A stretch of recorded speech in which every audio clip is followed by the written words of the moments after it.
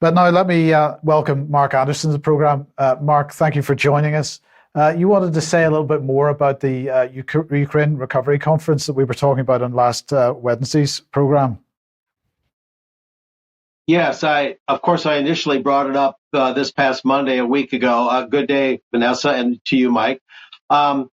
Just to keep building on it and keep reporting on it, there's a lot to unpack, as you know, Mike. And looking at this first slide, this is one slide I showed last week where I talked about how the global cities movement and the smart cities movement, Ukrainian cities are being plugged into that. And the German Marshall Fund of the United States, based in Washington, D.C., is working with the ubiquitous Chicago Council on Global Affairs in the Global Cities program. And they're going for the Marshall Plan with a green tint to it, you might say, for all of Ukraine. Now, this next slide here from Chatham House is actually from August of 2018. And note the language, rebuilding Ukraine, an assessment of EU assistance. The challenge of transforming Ukrainian institutions requires a smarter, more flexible, and more differentiated approach to using EU assistance for individual projects. Again, emphasizing just how long Ukraine has been in the globalist crosshairs for total re-engineering of the society. The summary of that 2018 item from Chatham House: Ukraine opted for political association and economic integration with the EU when it signed an association agreement back in 2014, and we know what happened in February of that year.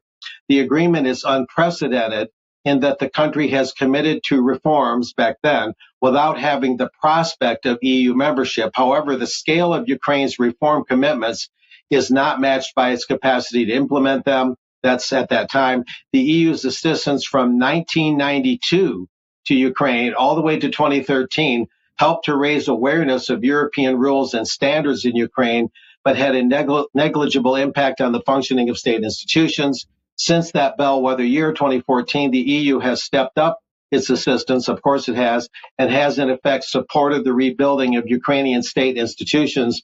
So the EU is really in the driver's seat, certainly not the average Ukrainian citizen. Now, this is the 20th of June. This is just this past week, right before the Ukraine Recovery Conference, which was the 21st and 22nd of June. So here's Chatham House again, 5 years later, shaping the new Ukraine. I mentioned this only briefly last week, delivering resilient recovery, plenty of globalese words there. And then moving on from there, we have what it says here. There's some detail compared to what I said last week. Looking at another screen here, the conference's goal is to find ways to shape a better than ever fully reconstructed Ukraine. That's the Chatham House Conference. Once peace is achieved, but starting right now, Ukraine's recovery requires enormous human and financial resources and will impact every sphere of public life. I made that quote last week.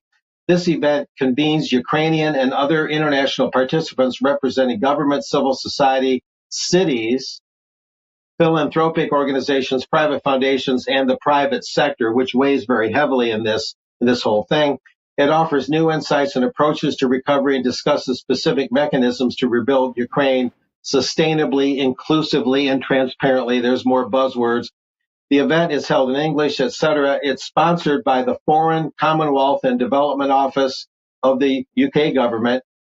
That's the Chatham House event, and is in conjunction with the Ukraine Recovery Conference 2023, which is pretty much purely the UK government in conjunction with other governments and the private sector. The conference also presents a photo exhibition, Mission Possible, Rebuilding Ukraine Now.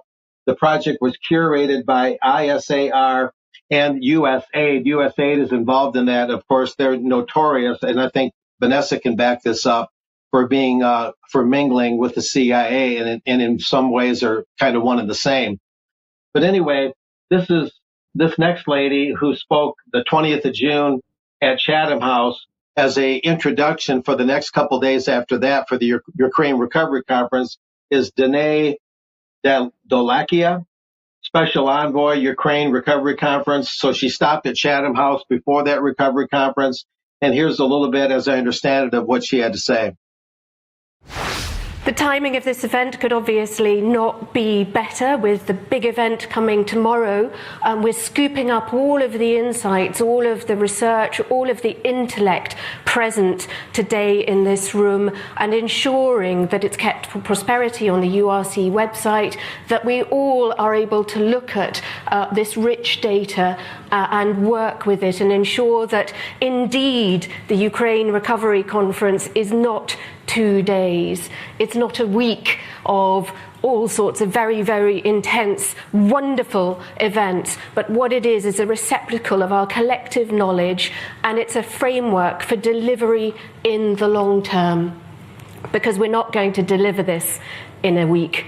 We're not going to deliver this in a few days. We have to build a plan, and we have to ensure that we deliver that plan. And that's really what the conference is all about.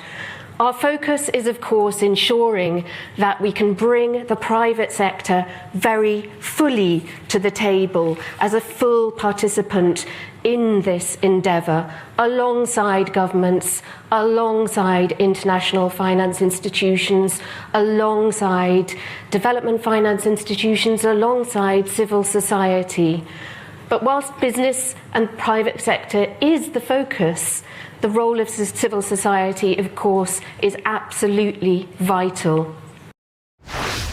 I just want to reinforce the point at this point, Mark, that this is a representative of the Foreign Commonwealth and Development Office speaking there, and absolutely making it clear effectively what government policy is. We're talking about the fusion of everything into one foreign policy agency, effectively, including the government, but also civil society and the private sector. And I think at that point we've lost Mark. Oh, that's very disappointing. Okay, well, okay, we're not going to. We'll see if Mark can rejoin us again in a second. We're going to have to move on then, so we'll just quickly run through a couple of things here, and we'll say if you like what the UK Column does, and you would like to support us, please head over to community.ukcolumn.org. There are options for you to help us out there, and that'd be very much appreciated. Very much needed as well. You can pick something up at the UK Column shop, but please do share anything you find on the various platforms, including ukcolumn.org and ukcolumnextracts.co.uk. Now, we'll come back to Mark in a little minute if we get the chance. Sorry, Mark, are you back? Yes, I don't know what happened. Something went very haywire. Apologies. Okay, well, look, Mark, what we'll do is we'll come back to this a little bit later if we can. Just hold fire there for a second. Now, let's move on. Now, we, of course, did not do a news programme